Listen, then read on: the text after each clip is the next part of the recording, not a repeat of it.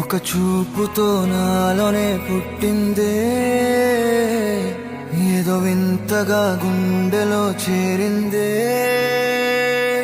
నువ్వెవ్వరో నాలో అని అడిగానే, తానేగా ప్రేమని తెలిపిందే. పరిచయం లేదని అడిగా ప్రేమంటే, కలిసాంగా ఇకపై మనమేగా అందే.